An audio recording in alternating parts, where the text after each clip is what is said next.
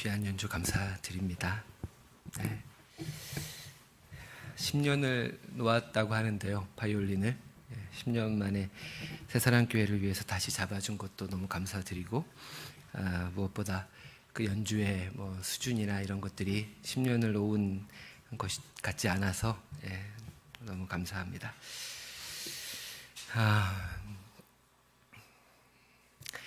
주님의 은총이 오늘 함께 예배하는 우리 모든 분들 위에 가득 임하시기를 기원드립니다. 특별히 오늘도 교회 확장과 이전을 축하해 주시기 위해서 귀한 걸음 해주신 분들이 계십니다. 진심으로 감사드립니다. 여러분들의 그 마음이 우리 공동체에게 큰 힘이 됩니다. 방금 들으신 것처럼 바이올린 피아노 이중주와 또 오늘 예배 반주인 김소정 자매가 개인 사정 때문에 함께 하지 못해서 그 자리를 채워주고 있는 우리 김지현 형제에게도 진심으로 감사드립니다. 우리 김지현 형제는 오랫동안 준비했던 약학전문대학원 시험을 작년에 합격해서 이제 올해 신입생으로 입학해서 약사가 되기 위한 준비를 지금 하고 있습니다. 우리 김지현 형제 매번마다 김소정 자매가 반주를 하지 못할 때 와서 이렇게 반주해 주고 있는데요. 우리 반주에 대한 섬김에 감사하고 또 대학원 진학을 축하하면서 박수로 한번 격려하도록 하겠습니다.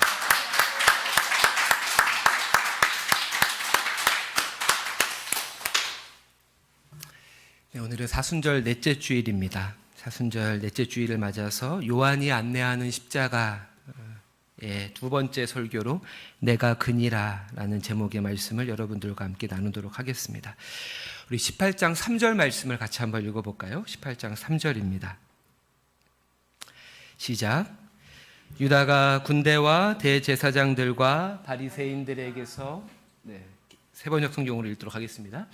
유다는 로마 군대 병정들과 제사장들과 바리새파 사람들이 보낸 성전 경비병들을 데리고 그리로 갔다.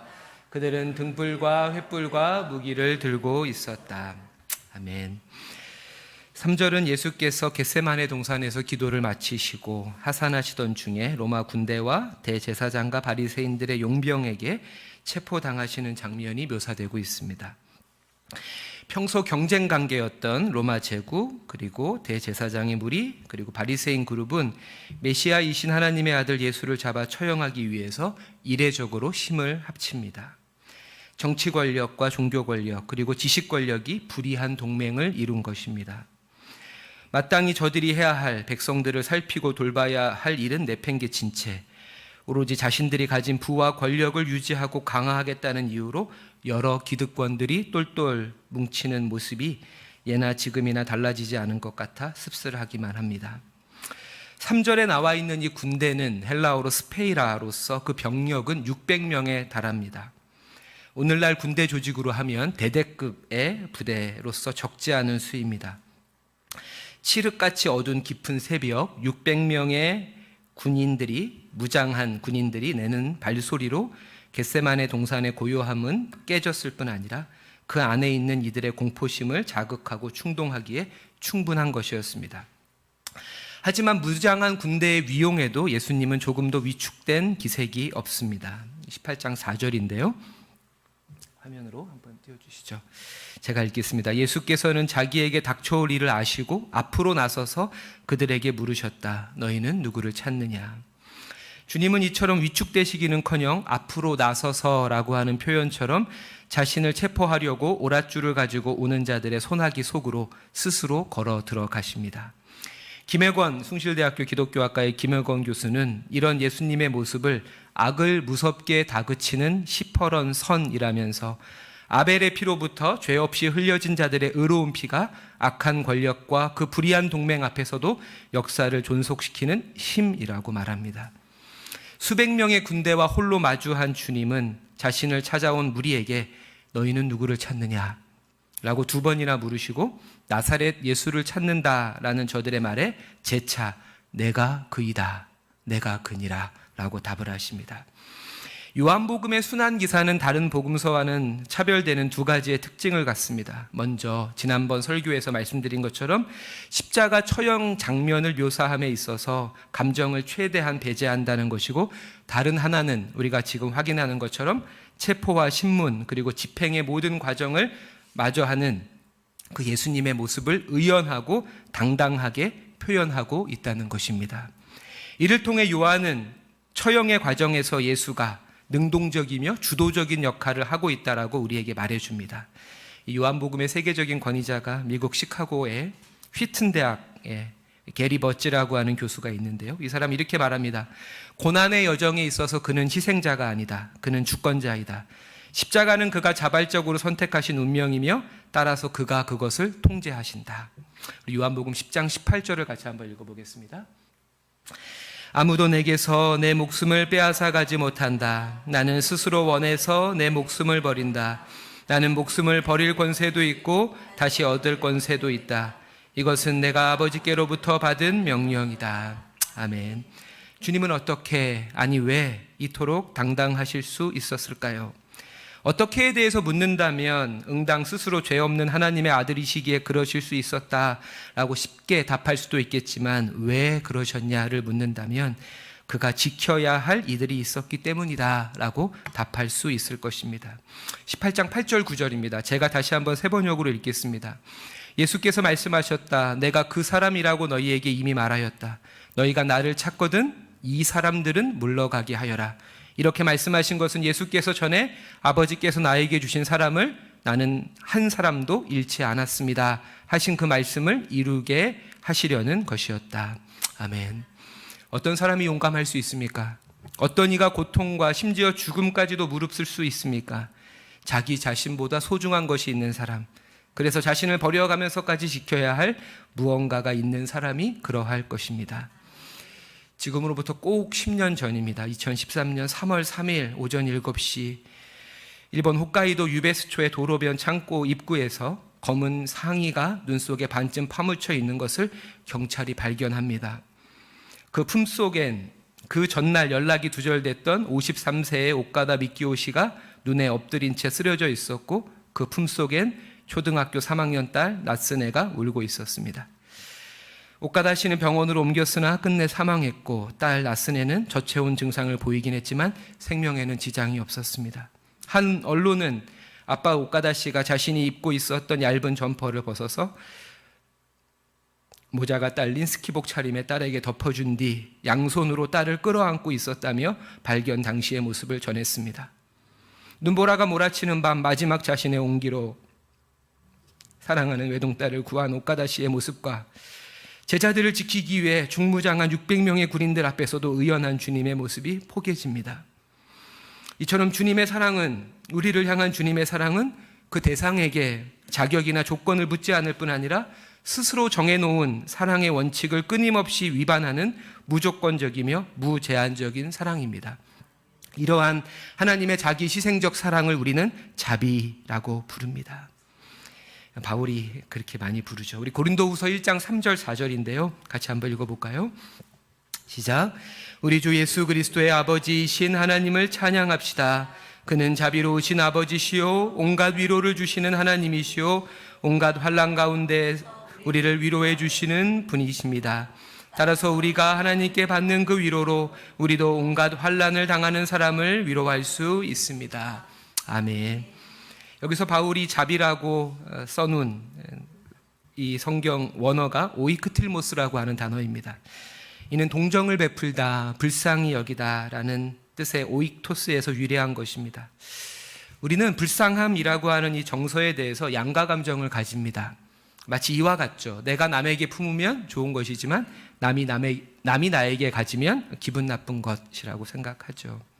실제로 이 불쌍하다는 말의 유의어를 사전에서 찾아보면 가련하다, 가엾다, 딱하다, 안쓰럽다, 안타깝다, 애처롭다, 측은하다 등으로 기본적으로 갖추어야 할 조건이 부족하거나 반드시 있어야 할 것이 없는 상태에 처한 이에게 주체나 화자가 느끼는 동정심을 나타내는 표현이다라고 정의하고 있습니다.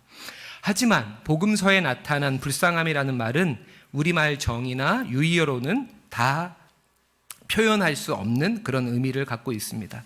먼저 복음서에서 이 불쌍하다, 불쌍히 여기다라고 하는 말은 예수가 도움을 받는 대상에게 하는 말로서 등장하기보다 오히려 도움이 필요한 사람들이 예수님에게 도움을 요청할 때 사용하는 단어로 등장을 합니다. 누가복음 18장 38절이 대표적이죠. 한 시각장애인이 예수를 따라오면서 다윗의 자손 예수여 나를 불쌍히 여기소서라고 외치는 것과 같습니다. 도움을 구하는 쪽에서의 이러한 요청은 스스로를 무능한 자로 낙인 찍는 자기 비하나 자포자기적인 언어가 아니라 오히려 자신의 삶을 변화시키겠다는, 변혁하겠다라는 결단의 상징으로 최악의 상황에서도 자신의 존엄성을 포기하지 않겠다는 강한 의지의 표현으로 읽혀집니다. 그래서 이들의 태도는 간절하지만 비굴하지는 않습니다. 무엇보다 자비로우신 주님은 저들의 이 간절함을 악용하거나 오용하시는 분이 아닙니다. 더 나아가서 복음서에 나타나는 불쌍함이라고 하는 말은 또 다른 차원을 우리에게 보여줍니다. 이는 스스로 불쌍히 여겨달라고 외치는 자들과 함께 이야기를 나누고 아픈 몸을 쓰다듬고 음식을 같이 먹는 등 주님께서 저들의 삶에 참여하고 계시다라고 하는 거죠. 즉 복음서가 말하는 불쌍함이라고 하는 것은 주체와 객체가 엄연히 분리된 상태에서의 감상적, 시청적 감정이 아닙니다. 또는 문제를 해결해 주는 마술사로서가 아니라 그들의 아픔과 고통을 함께 느끼며 기꺼이 그들의 삶에 참여하는, 그들과 삶을 나누는 참여의 경험으로서의 불쌍함이라고 하는 거죠. 삶을 함께 나누는 이들 사이에 서로에게 갖는 불쌍한 마음은 결코 수치심과 같은 부정적인 감정으로 받아들여지지 않게 되죠. 이처럼 주님께서 무장한 로마 군대의 권세 앞에서도 주눅들지 않을 수 있었던 것은 연약함과 두려움 가운데 있는 제자들을 불쌍히 여기시는 주님의 그 연민의 마음에서 비롯된 것이 아닐까요? 이처럼 우리를 향한 주님의 사랑은 감정적인 동정에 그치지 않고 제자들을 보호하기 위해 체포당하실 뿐 아니라 온 인류의 죗값을 대신 지불하고 모든 이들을 새롭게 하시기 위해서 기꺼이 스스로 십자가 앞으로 걸어 들어가시는 주님의 모습을 보게 됩니다. 이렇게 자기의 목숨을 바쳐가면서까지 우리를 향한 하나님의 사랑의 표징이 되시겠다라고 하는 이 자기 암시가 이미 요한복음 10장에서부터 등장하기 시작하는데요. 요한복음 10장 11절, 14절, 15절을 제가 한번 읽도록 하겠습니다. 나는 선한 목자이다. 선한 목자는 양들을 위해 자기 목숨을 버린다. 나는 선한 목자이다. 나는 내 양들을 알고 내 양들은 나를 안다. 그것은 마치 내 아버지께서 나를 아시고 내가 아버지를 아는 것 같다. 나는 양들을 위하여 내 목숨을 버린다. 아멘. 특별히 이처럼 주님께서 스스로의 정체성과 사명을 양떼를 위해서 목숨을 버리는 선한 목자로 이해함에 있어서 우리 오늘 두 분이 연주해 주신 시편 23편은 결정적인 역할을 했을 것이라고 생각을 합니다. 하나님께서 자기 자신과 이스라엘 그리고 무생명에게 보여주신 그 지극한 사랑처럼 자신 역시 양떼의 생명을 풍성케 하기 위해, 때로 맹수로부터 양떼를 지키기 위해, 또한 길 잃은 양떼를 되찾기 위해 위험을 무릅쓰고 심지어 목숨에 연연하지 않아야 한다는 자기 비극적인 암시를 끊임없이 되새겼을 것입니다. 그리고 마침내 양떼들이 위기에 처했을 때 주저하지 않고 맹수의 사정권 안으로 들어가시는 것이죠. 그렇게 주님은 자기를 희생하시지만 하나님의 사랑 안에서 이 비극은 시극으로 바뀝니다. 요한복음 10장 17절의 말씀인데요. 우리 같이 한번 읽도록 하겠습니다. 시작. 아버지께서 나를 사랑하신다. 그것은 내가 목숨을 다시 얻으려고 내 목숨을 기꺼이 버리기 때문이다. 아멘. 시편 23편 5절에도 이렇게 말씀하고 계시는데요. 같이 한번 읽겠습니다. 주님께서는 내 원수들이 보는 앞에서 내게 잔치상을 차려주시고 내 머리에 기름을 부으시어 나를 귀한 손님으로 맞아주시니 내 잔이 넘칩니다. 아멘. 아멘. 저희 집 앞 그 작은 아파트 정원에는 산수유 나무가 두 그루가 있습니다. 이 산수유는 개나리보다 먼저 펴서 늦게 지지만 색도 그다지 예쁘지 않고 또 개나리에 밀려서인지 사람들에게 그다지 관심을 받지 못하는 나무의 꽃입니다. 근데 집 앞 정원에 심겨진 이 산수유를 벌써 한 6년째 이렇게 제가 지켜보다 보니까 제 눈에는 산수유만큼 예쁜 꽃이 없습니다. 그 나태주 씨의 풀꽃이라고 하는 시에 보면 이런 시가 있죠. 가까이 보아야 예쁘다, 오래 보아야 사랑스럽다, 너도 그렇다라고 하는 시가 있는데요. 저희 집 앞에서 있는 산수유 가까이 보고 또 오래 보니까 너무 사랑스럽습니다. 산수유 나무는 꽃이 지는 5월 말 즈음에 연두색 열매를 맺습니다. 그리고 그 열매는 여름철에 뜨거운 태양을 받으면서 아주 붉게 익어갑니다. 그 모습이 탐스럽기는 해도 감이나 대추처럼 먹을 수가 없는 것이기 때문에 아무도 관심을 갖지 않아서 하나도 유실되지 않은 채 겨울철을 맞이하게 됩니다. 그 잎사귀가 다 떨어진 앙상한 나무들 사이에 붉은 열매가 잔뜩 달려있는 그 산수유 나무가 눈에 확 띄고 거기에 눈까지 내리면 그 아름다움은 정말 비경입니다. 이렇게 관상적인 매력만 있는 것이 아니죠. 그 산수유 열매는 겨우 내내 벌레와 같은 먹이가 사라진 배고픈 새들의 아주 요긴한 식량이 되어서 겨울철 내내 저희 집 앞에는 직박구리 가족의 방문이 끊이지 않습니다.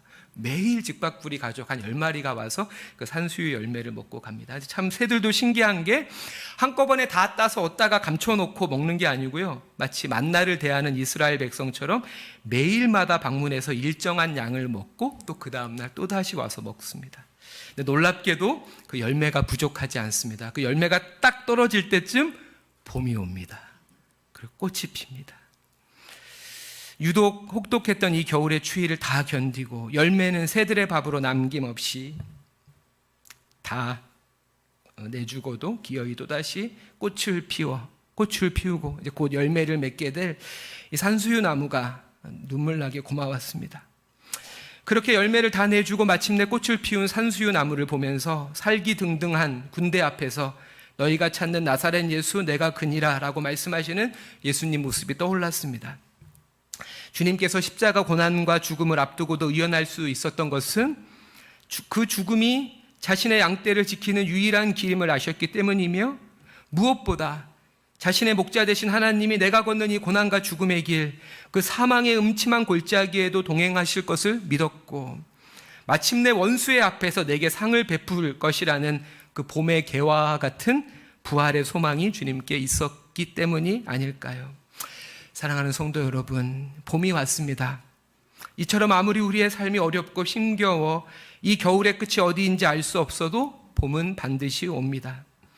그리고 설령 지금도 여전히 시린 몸과 마음으로 겨울의 한복판 같은 삶을 살아가고 있더라도 우리 주님은 우리의 선한 목자 되셔서 언제 어디서나 우리를 가여이 여기시고 우리의 삶에 참여하십니다.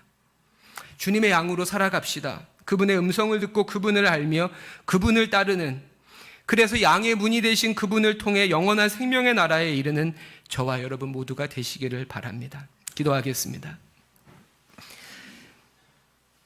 자비로우신 아버지 하나님, 우리의 삶이 때로는 쉴만한 물가 푸른 초장과 같을 때뿐 아니라 죽음의 그늘 골짜기 지날 때에도 주님은 내 목자시니 내게 부족함 없어라고 노래했던 다윗의 고백이 저희들 내면 깊은 곳에서 울려 퍼질 수 있도록 언제 어디서나 주님의 음성 듣고 그 생명의 길 따르는 주님 손의 양으로 살아가게 해 주십시오.